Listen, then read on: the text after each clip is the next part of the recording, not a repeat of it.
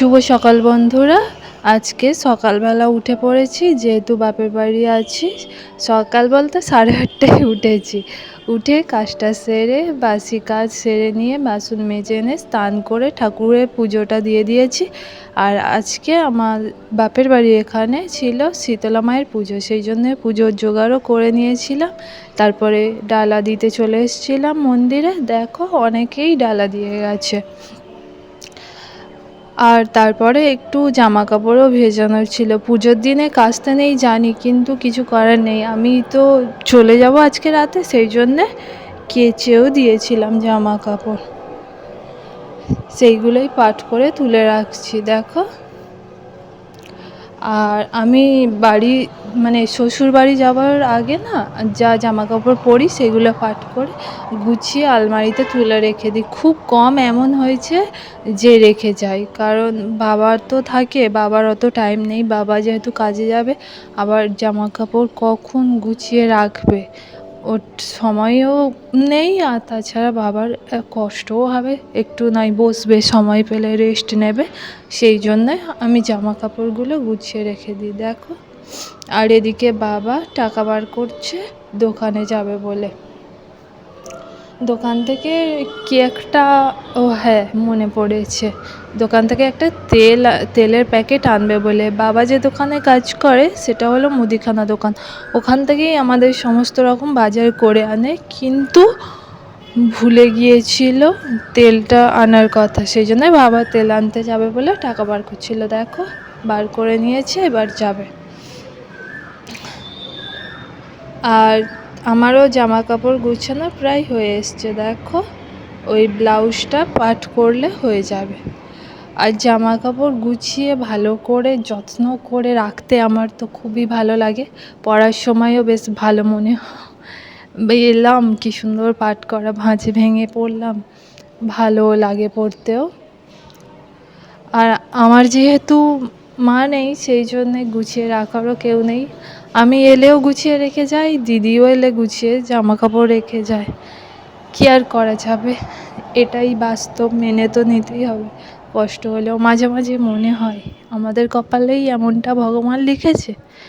কি কি বলবো, বলতেও আমার মানে বুকটা ফেটে যাচ্ছে।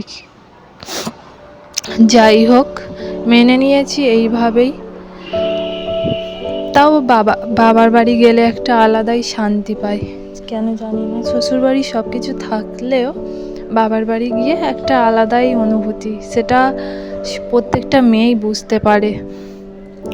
আলাদা করে কিছু বলার নেই। ছেলেরা হয়তো বুঝলেও অতটা বুঝতে পারবে না। মেয়েদের বাপের বাড়ি মানে আলাদাই একটা ফিলিংস, সেটা যারা মেয়ে তারাই বুঝতে পারবে। গল্প করতে করতে দেখো আমার জামা কাপড় গুছানো প্রায় হয়ে এসছে, এবারে আলমারিতে তুলে রাখবো। আর আলমারিতে না বালিশগুলো মানে তুলে দিই আমি, এসে বালিশগুলো আলমারিতে থাকে, তুলে রেখে দিয়ে যাই।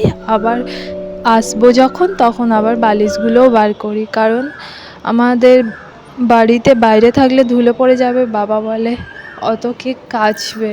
আর সত্যি আমি যতবার আসি ততবার অনেক অনেক জামা কাপড় কেচে দিয়ে যায়। কি করব, বাবা টাইম পায় না। আর বাবাও কাছে, বাবা যেগুলো রেগুলার পরে সেগুলো বাবা কেচে নেয়। আর আগে যখন আমি বাড়ি ছিলাম তখন তো আমি কেচেই দিতাম সমস্ত কিছু, এতটা পড়তো না। এখন বাবা কিছু করার নেই, বাবা কত আর করবে। কাজ থেকে এসে বাবারও আর ভালো লাগে না, সেই জন্য বাবাকে বলি রেখে দাও, যেগুলো না করলে নয় সেটাই কর, আর বাদ বাকি আমি যখন যাব তখন গিয়ে কেচে দেবো। তারপর খাবার জোগাড় করে নিয়েছিলাম, দেখো পরোটা খেয়ে। আর আজকে না আসার কথা ছিল আমার শাশুড়ি মা আর ননদের, কিন্তু ওরা আসেনি। মায়ের একটু শরীরটা খারাপ, সেই জন্যে। মা বোন পাঁচালি গান শুনতে ভালোবাসে, মায়ের শরীরটা অসুস্থ হওয়ার জন্য মা আসেনি। আর ওই যে প্রথমে না লুচি করবো বলে লেচিও কেটে রেখেছিলাম গোল, কিন্তু মা আসেনি বলে পরোটা করে নিয়েছি। আর আলু কষা মতো করেছিলাম, সেই দিয়ে পরোটা খেয়ে নিয়ে আর রেডি হয়ে পাঁচালি গান শুনতে চলে এসেছিলাম। বসে একটু দেখছিলাম, বেশ ভালোই লাগছিল। কিন্তু আমার বড় আসবে ওই 10:30টার মধ্যে। ও আজকে ফিস্টি করতে গেছে, ওর ফিস্টি করা কমপ্লিট হয়ে গেলে আমাকে নিতে আসবে।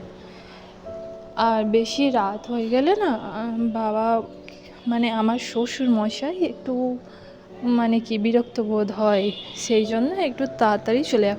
যেহেতু আমাদের বাপের বাড়ি শ্বশুর বাড়ি প্রায় কিছুক্ষণ গেলেই হয়ে যাবে, 10 মিনিট কি 15 মিনিট গাড়ি করে গেলে, আর হেঁটে গেলে আধ ঘন্টা মতো লাগবে।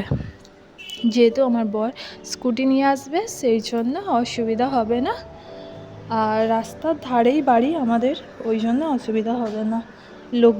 লোকজনও আছে, না হলে আজকে হয়তো থেকেই যেতাম রাত্রে। আবার হচ্ছে কি আমার বর কালকে ডিউটি যাবে, সেই জন্য আমাকে চলে যেতে হবে। মা বলেছিল থাকতে, কিন্তু ডিউটি যাবে বলে সেই জন্য চলে আসছি। মায়ের যেহেতু শরীরটা খারাপ, ওই জন্যে মা বেশি একা একা সামলে হয়তো দেবে, না এলে কি করতে পারবে না, করে দেবে। কিন্তু আমার একটু খারাপ লাগলো, সেই জন্য আমি মানে রাতেই চলে যাচ্ছি আর কি। সকালবেলা রেডি করে দেবো, দিলেও বেরিয়ে যাবে। আর যারা এখনও পর্যন্ত আমার এত অবধি ভিডিও দেখেছো তাদের সবাইকে আমার চ্যানেলটাকে সাবস্ক্রাইব করার জন্য অনুরোধ করছি। আর যারা অলরেডি সাবস্ক্রাইব করে দিয়েছো তাদেরকে অসংখ্য ধন্যবাদ। আর আমার ভিডিও যদি তোমাদের ভালো লাগে তাহলে লাইক করতে ভুলো না, কিন্তু লাইক করলে আমি ভিডিও বানাতেও খুব ভালো লাগে। আর শেয়ার করতে ভুলো না কিন্তু। আজকের ভিডিওটা এই পর্যন্তই। সবাই সুস্থ থাকবেন, ভালো থাকবেন। আর আমার ভিডিও যদি তোমাদের ভালো লাগে তাহলে পাশে থাকবেন। টাটা।